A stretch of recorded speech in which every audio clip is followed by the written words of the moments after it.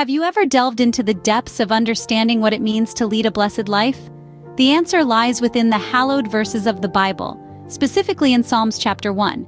This chapter is not just another part of biblical literature.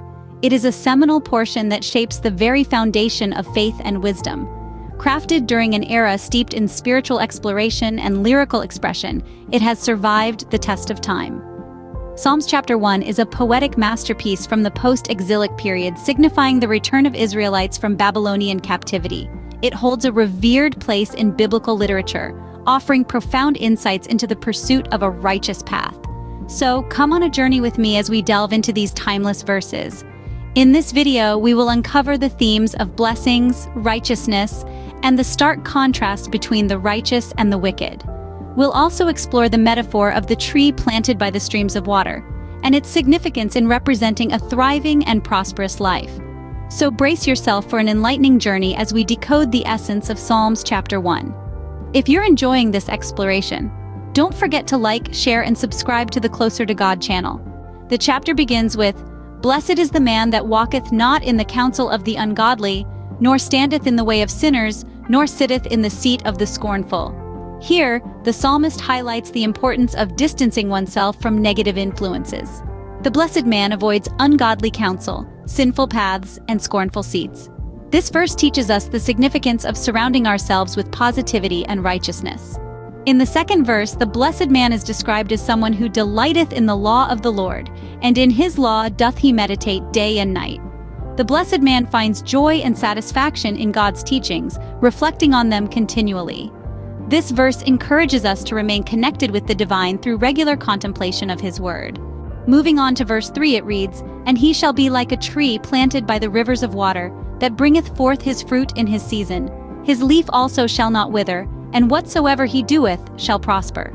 The psalmist uses a tree as a metaphor for the blessed man. Just as a tree by the river thrives, so too will the man who remains rooted in God's teachings. This verse assures us that abiding by God's word will lead to prosperity. Verse 4 contrasts the wicked with the righteous, stating, "The ungodly are not so, but are like the chaff which the wind driveth away." The psalmist uses chaff, the dry, scaly protective casing of seeds, as a symbol for the wicked. Unlike the enduring tree, chaff is light, worthless, and easily blown away by the wind. This verse warns us of the consequences of ignoring God's teachings. In verse 5, the psalmist further emphasizes the fate of the wicked. "Therefore the ungodly shall not stand in the judgment, nor sinners in the congregation of the righteous." This verse reiterates the separation between the righteous and the wicked in the day of judgment. The chapter concludes with verse 6, "For the Lord knoweth the way of the righteous, but the way of the ungodly shall perish." Here, the psalmist reassures us that God is aware of our righteous deeds and warns that the path of wickedness leads to destruction. In conclusion, Psalms chapter 1 presents a clear dichotomy between the blessed life and the wicked life. The blessed life is one that shuns negative influences, delights in God's law, and yields fruitful results. In contrast, the wicked life is likened to chaff, easily blown away, and destined for destruction. This chapter encourages us to choose the path of righteousness, promising prosperity and divine recognition. Remember, the choice between the blessed life and the wicked life is ours to make. So ask yourself, which path will you choose? Before we conclude, here's an interesting fact for you. The Psalms, including the one we've been dissecting today, were not only religious poems but also served as a hymn book for the Israelites.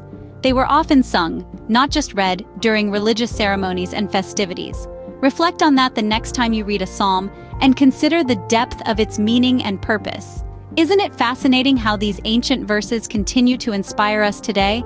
Thank you for joining me on this exploration of Psalms chapter 1.